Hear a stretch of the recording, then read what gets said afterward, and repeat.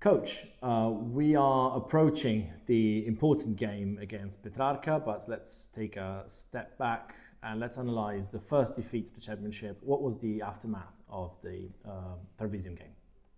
Yeah, we had an honest review.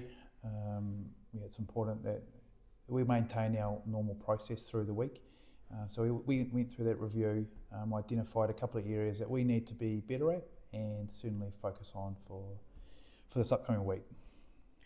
Of course, one of the talking points is player availability. We have lots of important elements out.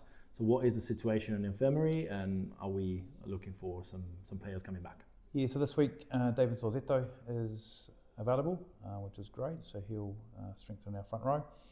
But unfortunately, we've lost Enrico Lui and Lodovico Rossi for this game. We are switching now to the next game upcoming with Petrarca.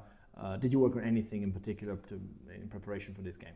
Yeah, certainly we're creating pressure and we're playing the right end of the park. But yeah, certainly our decision making and our execution in the 50 is something that we really want to improve this week.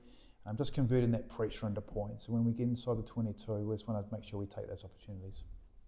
What kind of game do you expect against Petrarca? Look, defensively, statistically, they're the best in the competition at the moment. So defence, they're a very good side. So we're going to have to be really good from an attack point of view, be accurate and take the opportunities when they do come. Certainly they play a pressure type game where they like to play, dominate territory. So we're going to have to be smart around our decision making and how we exit our half and get into theirs.